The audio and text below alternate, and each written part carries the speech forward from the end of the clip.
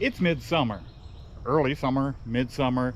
You need queens. You need queens now. Let me show you how I'm taking care of it in my bee yard. Now sometimes you midsummer, you're splitting the hives, the flow is over. You've got those gigantic hives, you're going to split them, you're going to make multiple nukes. Or maybe in my case, I just need queens. I always want to have some spare queens. This is how I'm doing it. Right here, double nuke box, 2, 4, and see I've got them both sides numbered.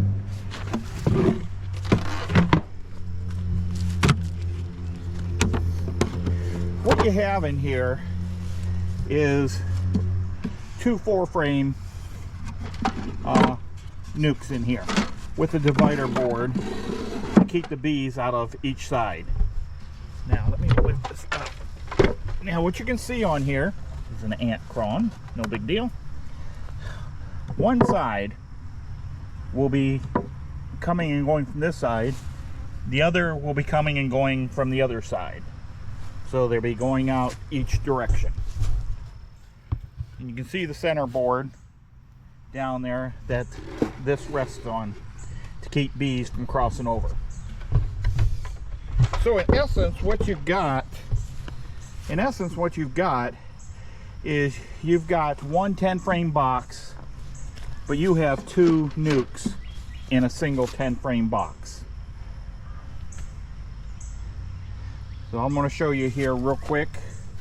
I'm going to pull some brood frames from some of my stronger hives, shake a bunch of bees in here.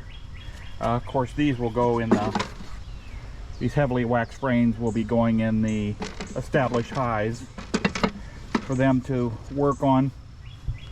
And I'll fill this up with some bee bread, some pollen, some honey, and of course you've got to have brood. Some fresh eggs to put in here for them to try to make a queen in each one of these boxes. Okay, we're back at the resource hive here. It's only been 5 days, but I failed to give you all the information when we set this up, so we're going to continue this here right now. As you can see, I've got the 2 numbers, like I said, 9 and 10 for the various sides. I showed you that. Get that off to the side. You notice there are 2 inner covers on this. That's for each half there. Where standard inner cover,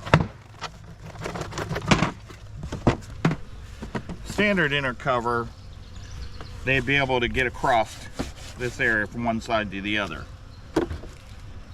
So this package comes with these smaller, these half, if you will, inner covers. They've got a hole in them just like a standard cover does. And when I need to feed, I put mason jars in these, put another box on top to hold it. But again, the bees don't access this area here. Let's take a look at one of these and see what we have inside.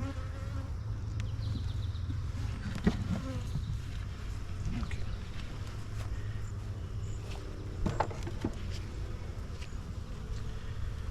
Girls look like they're doing well. Like I say, it's been only 5 days.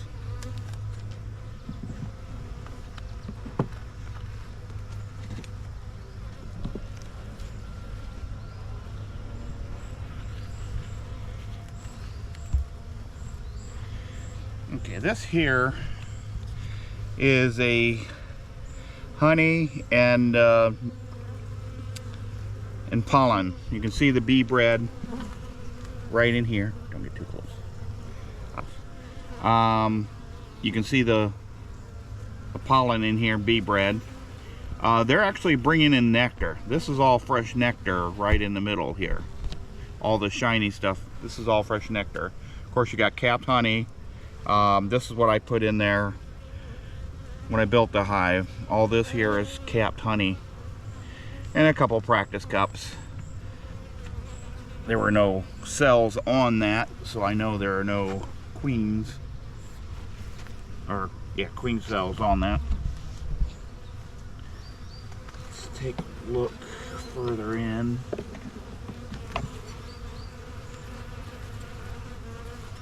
Okay, we have our first queen cell. This was a faint frame of brood, eggs, larvae that I put in from one of my canola hives. You can see right here they've already formed a queen cell. This is exactly what this resource hive is for. So they are trying to make a queen already with this frame. There's 3 more. Got them here, here, and here. So they are doing just what they're supposed to do. And again, like I say, this was 3 days. Those were eggs. I'm sorry, 5 days. I said 5 days. Let's take a look at another frame. Okay, this one here was almost all brood to start with, just to give them some numbers. And anyone that tells you that you can't move workers, these came from my horizontal hive just behind you there. You're looking at too much Facebook. If you spend any amount of time out here like I am, you'll know that you can move worker brood as well. Now, you're not going to be 100% successful, because yes, it's partially true that the workers will return to their original hive. However, as you can see, these are not all nurse bees. You can transfer worker bees short distances. They've got brood here. They're bringing in resources. It's a working hive. And I want to note here, we've got it's not a flow going on right now, but there are resources out there. There is no feeder on this resource hive. You don't always have to feed. And that's one of the things I'm checking for. As you noticed on that first frame, there is fresh nectar on that frame. So they are bringing in nectar. So I don't see any need to feed. Now, another purpose of resource hives is people use them as comb builders. These little hives do a great job building comb. If that were the case, if I was using these to build comb right now, I would definitely have a feeder on this hive for them to build comb out much faster. So these resource hives have multiple purposes. Mini nukes, raising if you need spare queens, if you need drawn out frames, any of that kind of stuff, these resource hives are fantastic for that. Now, I am not going to dig in the other side here. Again, you've got two resource hives here. You got 2 nukes. I'm not going to get into that one as much. And that one doesn't look like it has near as many bees. I may have to shake some more into this. So it's not always successful when you do this. There are a number of bees, but I think I'm going to have to shake some more bees into this particular side. They seem to have all migrated over to the other. I mean, there's a lot of bees in here, but it's not near what I feel comfortable. I will shake. Let me do that real quick and get some more bees in here. Okay, I'm just going to shake a few bees in here, and a lot of them are going to fly off.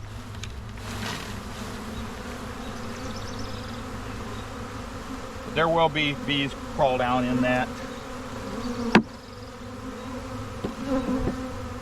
and stay in this hive.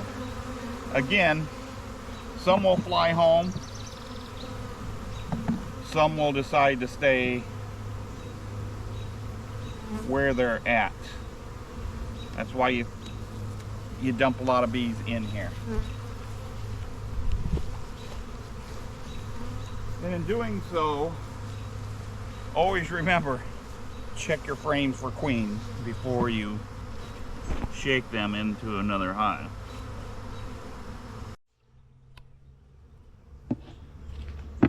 Okay, after shaking several frames of bees in here, you can see the population is, come on closer, is much more dense at this point. Again, some of these will go home. As you know, some of these will go home, but a lot of them will stay. Again, contrary to what your Facebook buddies will tell you, a lot of these will stay here. Okay. And that about covers for the resource hives. You can see the entrance is on this right here for this side over here. And like I mentioned before, for this side over here, the entrance is on this side. So we have two different entrances for each nuke. And with these resource hives, there is, you call it a half box, a nuke box, whatever you want to call it, will sit on each side, a 4-frame box. So you can build up to 8 frames in each of these here. Top go on top, of course. So you can have up to 8 frame in these resource hives. And these guys here are real production bees too. They go to town in these small hives. There'll be a lot of folks, they'll build them up to the 8 frame, put one queen excluder and a regular super on, and no problem with these bees coming up working that super. They do that rather efficiently, so that's not a problem. Again, queen excluder on top of the 2 nuke hives, and then a regular super on top of that if you're in a flow. So that's all I've got today. It's Tim, Southwest Ohio Bees, your common sense beekeeper. You have a fantastic day.